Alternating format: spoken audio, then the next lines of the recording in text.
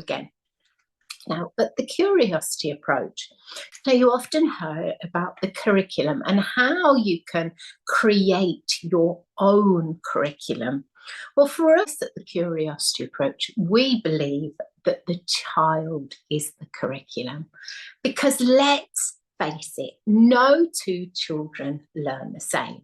No children learn on the same linear pathway. No children learn on the same linear line. So how can you create a curriculum for everybody to meet everybody's needs? We believe the child is the curriculum and that we follow the child. The child is central to everything that we do. So here in England, we are regulated by Ofsted and we have to follow the statutory guidance of the EYFS, the Early Years Foundation Stage. That's compulsory. But we also have early years curriculum guidance. And there are two documents that are non-statutory guidance, and you could choose which one you want to use. There's the Development Matters guidance, which was in 2020, and that has checkpoints in prime areas, that has clear guidance for English as a second language. It has broader age gaps of 0 to 3, 3 and 4, and 5 to 6. Its early learning goals have been removed, and it has an increased focus on communication and promotion of oral health. Now, you also have the Birth to 5 Matters. It's practice-based and evidence-informed. It's early years coalition through to 16 years. There is an online version that contains evidence, videos, and practical links. For us at the Curiosity Approach, we prefer the Birth to 5 Matters, but it's up to you which guidance you follow. If you're in England, then the statutory guidance is the Early Years Foundation Stage. And in many countries, they follow that too. I know in the UAE and in other countries around the world, they believe that the Early Years Foundation Stage is something they want to follow. So getting back to designing your own curriculum, for us, we believe the child is the curriculum. But as a key reference point to help you start thinking about your own curriculum, investigate the future. What it is you want children to be able to transfer over when moving on to another setting, the class or their room. What is it you want for these children in terms of their learning, their development, and their care? What do you want them to know and to be able to do? How can you help children find the meaning of what they do, what they encounter, what they experience? How do you want them to be? At the Curiosity Approach, we often say we want them to be capable, competent learners. So how do you achieve that? This is going to form the basis for how you design your curriculum.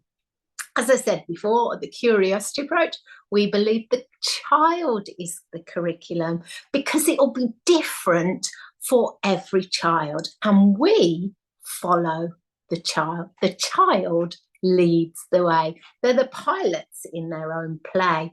We are the air traffic controllers, if you like, the navigators. We make sure that conditions are right. We make sure that enabling environment, positive relationships, and we ensure conditions are right so the child can focus on where they want to go. So if you're designing your own curriculum, then it's really helpful to think of it like an onion. And the first layer of the onion kind of represents the families of the cohorts of your children or child, their cultural capital, and how well you really know them. The second layer of the onion is about other people, including the role of the teacher or the practitioner. And the third layer is the physical environment, that enabling environment, including those resources, the decor, and the design of it. And the fourth layer is the emotional environment. It's about the unseen environment, the culture, the values, the ethos. What does it feel like for a child to be in your setting? And the fifth layer is the curriculum itself, including who has been involved in the development and how you plan to assess the impact. At the centre of our onion is the child. Including the role of the child is so important when creating the curriculum. Who they are, their learning styles, their schematic learning styles, their individuality, all has to be core and central to how you design your curriculum. It's the key. They are the key. So I want to go on now to implementing your curriculum intent. And I want you to think about the needs of the current interests of your cohort of children, your individual children's next steps. And I don't mean planning next steps for 6 weeks down the line, 3 weeks down the line. Seeing next steps as being in the moment.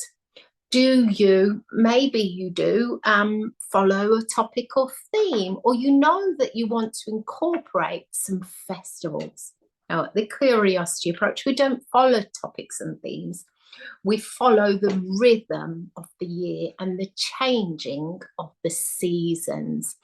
And yes, we do celebrate the festivals and the religions of our children within our settings, but we also take inspiration from them. How do they do it? This isn't a tokenistic approach where we just pull out the Diwali box or the Chinese New Year, the Lunar New Year box at certain points on the calendar. It has to be embedded. Cultural diversity, inclusion has to be deeply embedded in your practice. There's that balance of child initiated and adult initiated. And what I mean by that for us at the Curiosity approach, as adults, we provide quality teaching and learning in the moment. We don't call children over to tabletop activities. And we believe that play is the favourite way of learning. It's about children's lived experiences, their families, their experts, what their life is like. Anything that the child might be attracted to at this moment in time. And the children's comments and the child's voice are always taken into account. So there are 7 key features of effective practice. Number 1, the best for every child. Number 2, high quality care. Number 3, the curriculum, what we want children to learn. And the pedagogy is just a terminology that helping children to learn how they're going to do it. Then you're going to have the assessment, checking what children have learned, the impact, self-regulation, and executive function. And number 7 is partnership with parents. So the curriculum in the early years refers to the framework that guides the learning and development, typically from birth to 5. It outlines the experiences, the activities, the interactions, the involvement that support a child's holistic development, including cognitive, social, emotional, and physical growth. Key aspects for an early years curriculum are an holistic development, seeing the whole child. Focus on fostering a child's social and emotional, cognitive and physical skills by encouraging learning through play and exploration and hands-on experiences.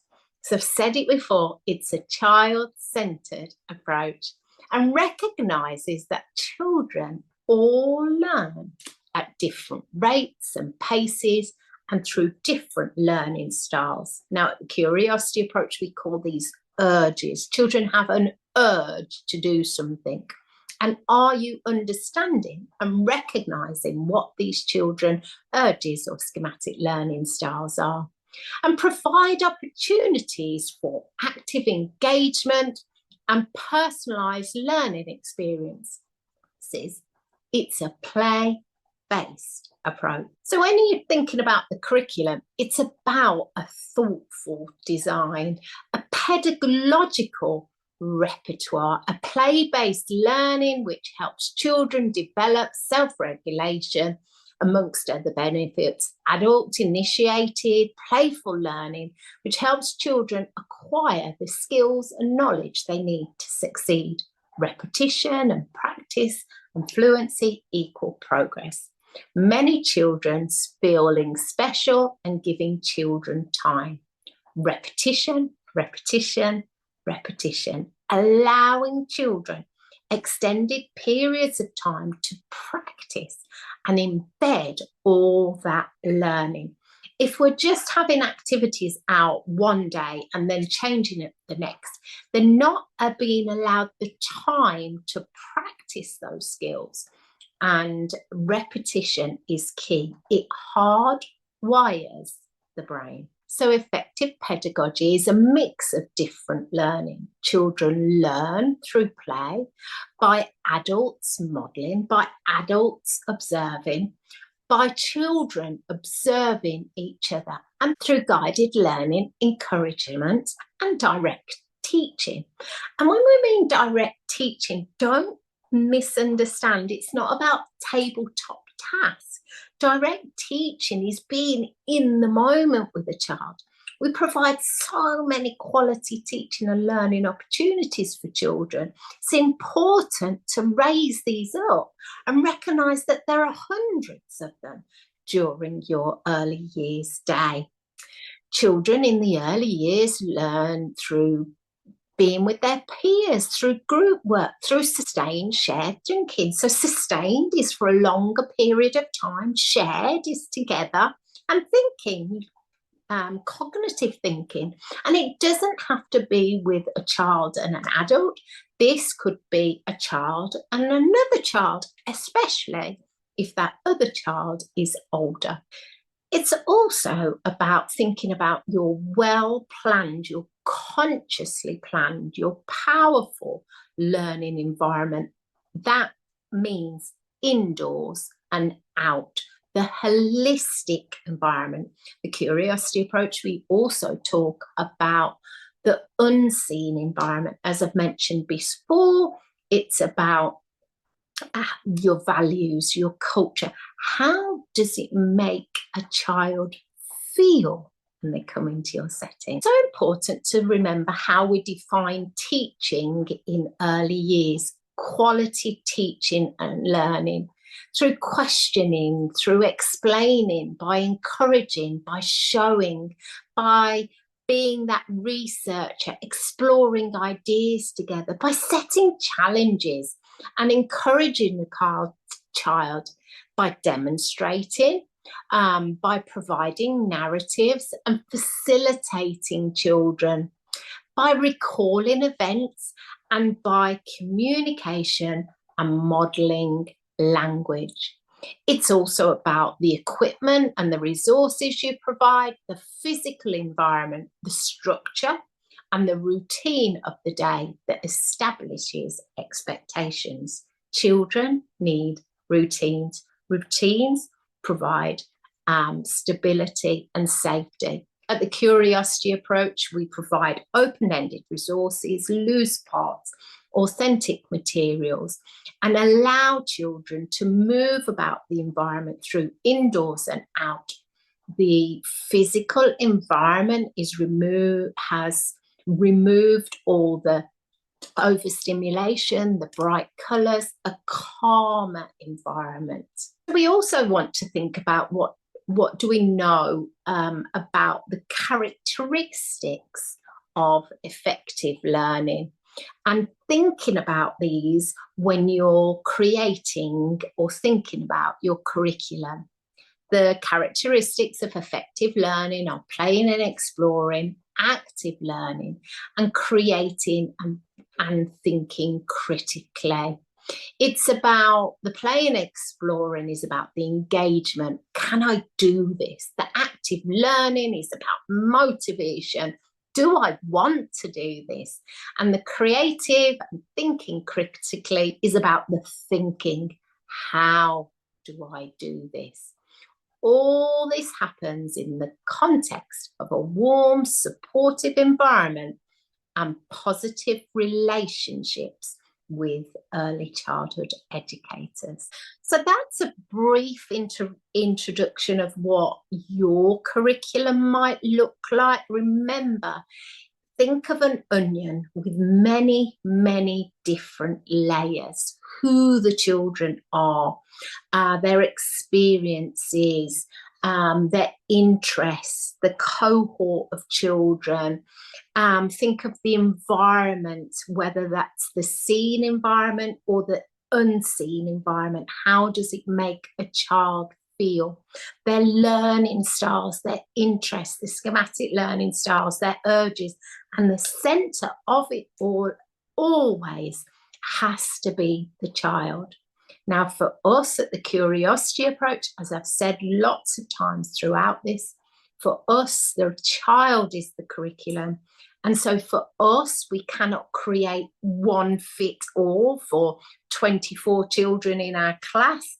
It's individual to the child. And the pedagogy is how we're going to do that. We're going to do that through the curiosity approach pedagogy. We're going to use loose parts, open-ended resources. We're going to have extended periods of time for the children to play. We're going to follow the rhythm of the day. So, hope that's given you some food for thought on how you're going to create your curriculum. It's about knowing your children.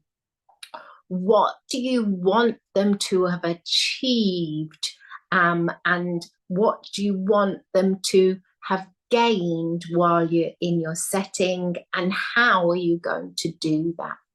So thank you for watching. Please subscribe to the Curiosity Approach channel, and we'll see you in another video soon. See you soon. Bye.